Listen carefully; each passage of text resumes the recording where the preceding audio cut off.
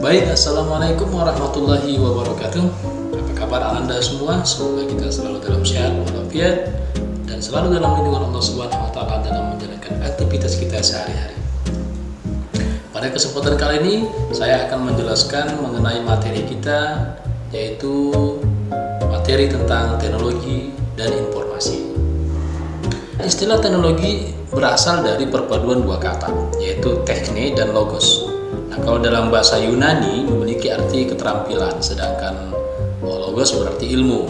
Nah, secara singkatnya, pengertian teknologi itu berarti ilmu yang mempelajari tentang keterampilan.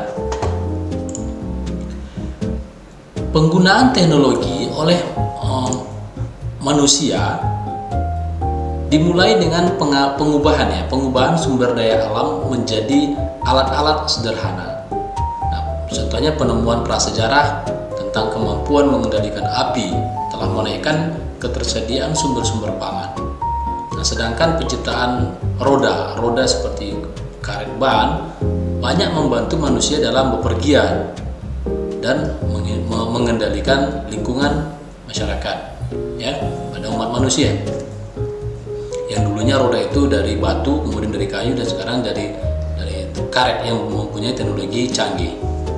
Perkembangan teknologi terbaru termasuk diantaranya seperti mesin cetak, telepon, dan juga internet telah memperkecil hambatan fisik terhadap komunikasi dan memungkinkan manusia untuk berinteraksi secara bebas dalam skala global.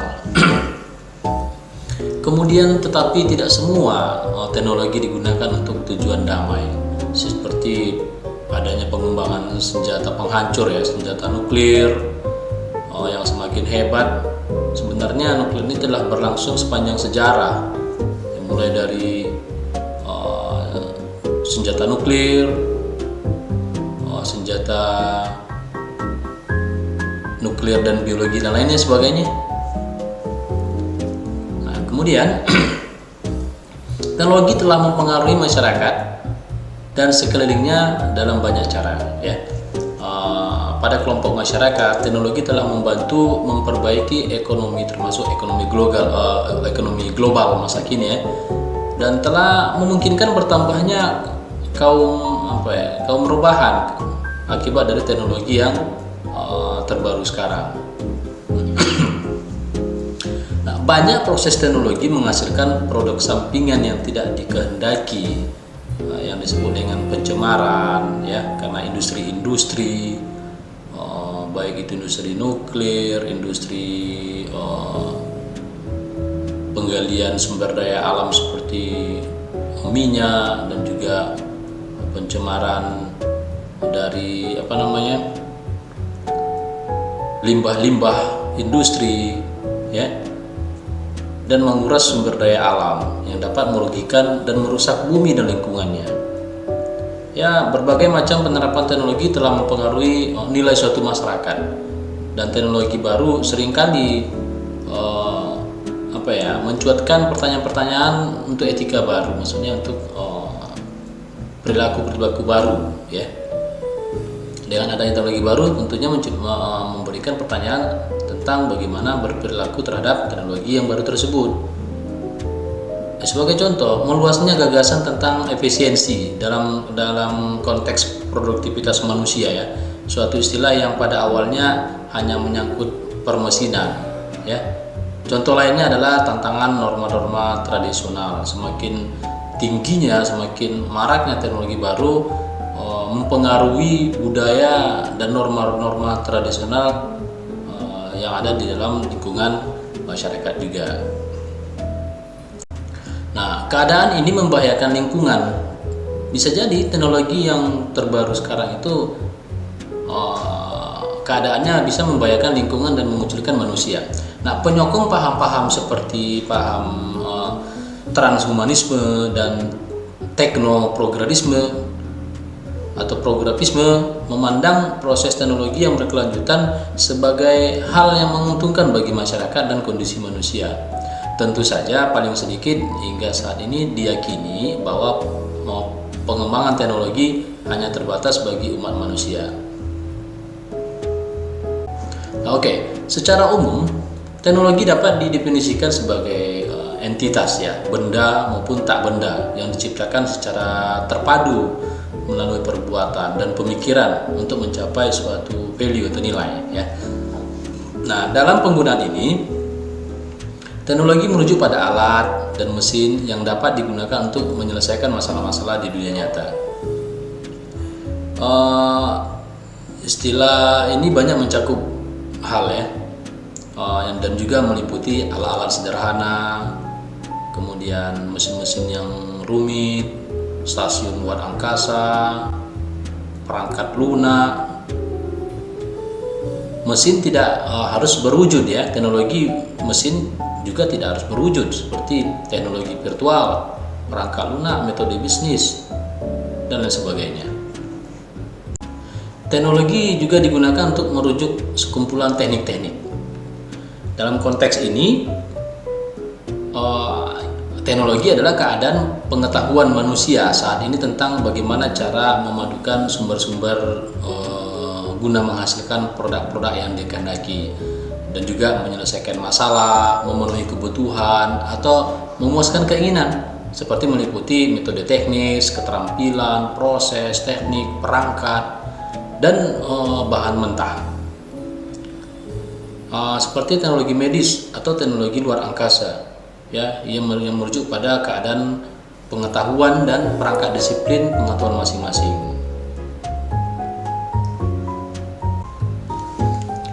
Istilah teknologi mulai menonjol pada abad ke-20 seiring dengan bergulirnya revolusi industri kedua.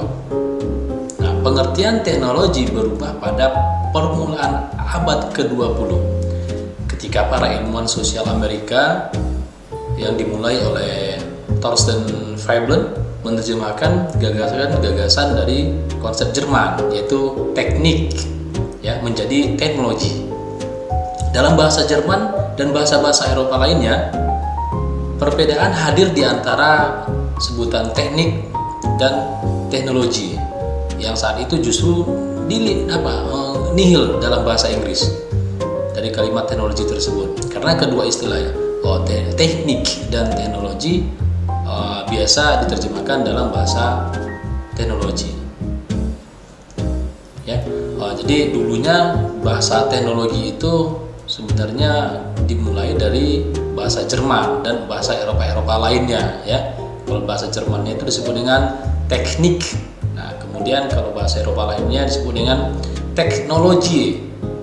Nah, kemudian sampai pada saat ini kita menyebut teknologi itu dengan bahasa Inggris teknologi. Yang dikenal sama umat manusia adalah teknologi. Nah, pada abad ke-20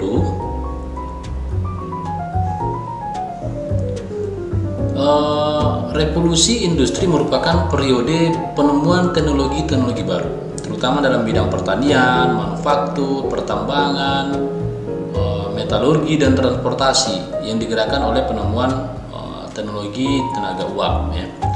Teknologi naik ke babak berikutnya melalui revolusi industri kedua dengan penemuan listrik dan turunannya seperti motor listrik, lampu pijar, dan lain sebagainya. Kemudian sains dan penemuan konsep baru memungkinkan adanya penerbangan dan kemajuan dalam bidang kedokteran, fisika, kimia, dan teknik. Selain itu, juga memungkinkan pembangunan gedung pencakar langit dan kawasan urban yang penduduknya tergantung pada motor sebagai transportasi. Nah, kemudian komunikasi juga berkembang dengan penemuan telegraf, telepon, radio, dan televisi. Kemudian ditemukannya pesawat dan mobil. Nah, pada abad ke-20 semakin banyak penemuan baru dalam bidang fisika. Ditemukannya fisi nuklir, memicu penemuan senjata nuklir dan tenaga nuklir. Komputer juga ditemukan dan semakin mengecil ukurannya, berbagai transistor dan sirkuit terintegrasi. Teknologi informasi mengarah pada penemuan internet, sehingga saat ini dikenal sebagai era informasi. Manusia juga dapat menjelajah luar angkasa dengan satelit yang nantinya digunakan untuk telekomunikasi dan misi mengirim manusia ke bulan. Dalam bidang kedokteran juga ditemukan prosedur operasi jantung dan terapi sel induk dan penemuan berbagai obat-obatan baru. Teknologi juga dapat dipandang sebagai kegiatan yang membentuk atau mengubah kebudayaan ya. Selain itu, teknologi adalah terapan matematika, sains, dan berbagai seni untuk faedah kehidupan seperti yang dikenal saat ini. Sebuah contoh modern adalah bangkitnya teknologi komunikasi yang memperkecil hambatan bagi interaksi sesama manusia, dan sebagai hasilnya telah membantu melahirkan kebudayaan baru ya. Bangkitnya budaya dunia maya yang berbasis kepada perkembangan internet dan komputer. Tidak semua teknologi memperbaiki budaya dalam cara yang kreatif. Teknologi juga dapat membantu mempermudah dari segi hukum politik ya, penindasan politik, ketidakadilan, dan juga pada terjadinya konflik atau peperangan. Nah, sebagai suatu kegiatan budaya, teknologi memangsa ilmu dan rekayasa ya, yang masing-masing memformalkan beberapa aspek dari kerja keras teknologi tersebut. Nah, teknik manufaktur dan konstruksi juga yang kompleks ya diperlukan untuk membuat dan menjaga seluruh teknologi baru ini. Mereka juga tidak lupa untuk mendukung dan mengembangkan generasi terbaru sehingga muncul peralatan lebih kompleks. Teknologi modern sangat tergantung ya pada pelatihan dan pendidikan, pelatihan desainer, pembuatan, perawatan, dan pemakainya seringkali membutuhkan pengetahuan dan pelatihan tertentu terhadap teknologi baru tersebut. Oke, sekarang kita masuk pada apa itu informasi. Informasi merupakan hasil dari pengolahan data sehingga menjadi bentuk yang penting bagi penerimanya dan mempunyai kegunaan sebagai dasar dalam pengambilan keputusan yang dapat dirasakan akibatnya secara langsung saat itu juga, atau secara tidak langsung pada saat mendatang. Dan informasi juga adalah data yang dirangkum atau dimanipulasi dalam bentuk lain untuk tujuan pengambilan keputusan. Informasi memiliki banyak konsep ya. Informasi memiliki banyak konsep dan arti lain. Informasi dikatakan sebagai pengetahuan yang didapatkan dari pembelajaran, pengalaman, atau instruksi. Informasi telah digunakan untuk seluruh segi kehidupan manusia secara individual, kelompok maupun organisasi. Pada tingkat individu, informasi digunakan untuk pengetahuan tentang pendidikan, kesehatan, lapangan pekerjaan, maupun jenis produk atau jasa. Kegunaan informasi ditentukan oleh tujuan pengguna, ketelitian pengolahan data, ruang dan waktu, serta bentuk dan keadaan semantiknya. Informasi juga adalah merupakan sebuah data yang diberi makna melalui konteks. Sebagai contoh, dokumen berbentuk spreadsheet, semisal dari Microsoft Excel, yang seringkali digunakan untuk membuat informasi dari data yang ada di dalamnya. Seperti laporan dan neraca yang merupakan bentuk informasi, sementara angka-angka di dalamnya merupakan data yang telah diberi konteks sehingga menjadi punya makna dan manfaat. Oke, kemudian informasi tersebut juga memiliki persyaratan dan kualitas dari informasi tersebut. Oke, yang salah satunya ya yang mana syarat dan kualitas informasi tersebut yaitu harus informasi yang terpercaya atau akurat, ya. Kemudian tepat waktu dan relevan dan juga konsisten. Nah, kemudian kalau bicara siklus informasi, informasi tersebut berdasarkan dari sebuah data yang diproses, kemudian setelah diolah jadilah sebuah informasi. Nah, data tersebut bisa berupa fakta atau kejadian yang berupa huruf, angka, gambar atau image, suara atau audio, dan juga video dan lain sebagainya. Yang kemudian data tersebut yang berupa fakta atau kejadian atau huruf atau angka ataupun gambar, audio dan video dan lain sebagainya diolah ya, diolah secara manual ataupun komputerisasi hingga menghasilkan berupa informasi ya. Bisa jadi informasi yang berupa ucapan atau ekspresi, pesan, knowledge, pengetahuan dan lain sebagainya. Kemudian syarat dari informasi tersebut yaitu pertama akurat. Nah, informasi tersebut harus akurat ya, yang mana menggambarkan keadaan sebenarnya atau keadaan saat ini. Kemudian informasi tersebut pengujiannya terhadap hal yang biasa dilakukan melalui pengujian yang dilakukan oleh 2 orang atau lebih ya, yang berbeda-beda, dan apabila hasil pengujian tersebut menghasilkan hasil yang sama, maka dianggap data tersebut akurat atau informasi yang terpercaya ya.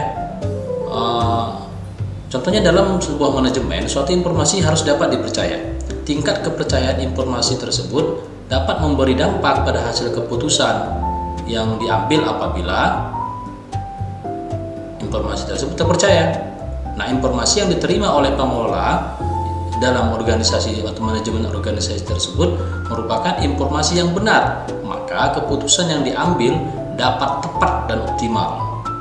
Dan tingkat kepercayaan informasi tersebut dapat didasarkan kepada sifat dari individu yang menjadi narasumber ya. Dan informasi yang terpercaya berasal dari individu yang memiliki sifat jujur dalam menyampaikan data. Nah, oke. Kemudian informasi juga harus tepat waktu. Ya, informasi harus juga tepat waktu. Karena merupakan informasi yang telah tersedia ketika dibutuhkan. Tingkat ketepatan waktu bagi pengelola informasi dapat berbeda-beda.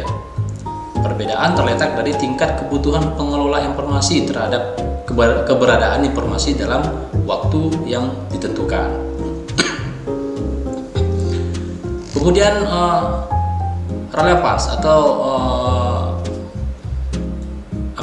informasi yang bernilai ya, informasi yang bernilai, yang berharga dan memberi manfaat dalam suatu pengambilan keputusan. Suatu keputusan yang berharga yaitu keputusan yang diperoleh dari pilihan-pilihan yang memiliki risiko yang paling kecil. Manfaat bagi suatu pengambilan keputusan sangat ditentukan oleh nilai dari informasi. Kemudian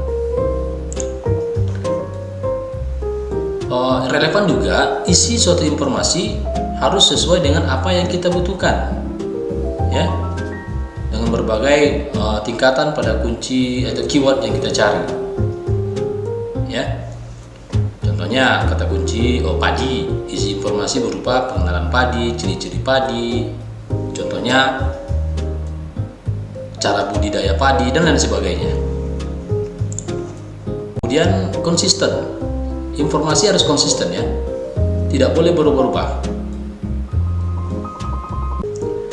Oke, jadi informasi secara etimologi, kata informasi ini berasal dari kata bahasa Prancis kuno information tahun 1387, mengambil istilah dari bahasa Latin yaitu informationem yang berarti konsep atau ide atau garis besar ya. Nah, kemudian informasi merupakan pesan atau kumpulan pesan, ekspresi atau ucapan yang terdiri dari order sequence, maksudnya banyak simbol-simbol atau makna yang ditafsirkan dari pesan atau kumpulan pesan. Dan informasi dapat direkam atau ditransmisikan. Hal ini merupakan tanda-tanda atau sebagai sinyal berdasarkan gelombang. Oke, informasi bisa dikatakan sebagai pengetahuan yang didapatkan dari pembelajaran, pengalaman atau instruksi. Namun istilah ini memiliki banyak arti bergantung pada konteksnya ya, dan secara umum berhubungan erat dengan konsep seperti arti informasi tersebut, pengetahuan, persepsi, kebenaran, representasi, degentropi, stimulus komunikasi, dan terhadap rangsangan mental juga. Oke, baik, mungkin sampai di sini yang bisa saya sampaikan. Jika ada yang mau Anda tanyakan, silakan kita lanjutkan di grup WA atau di LMS e-learning kita. Ya. Oke. Banyak maaf. Assalamualaikum warahmatullahi wabarakatuh.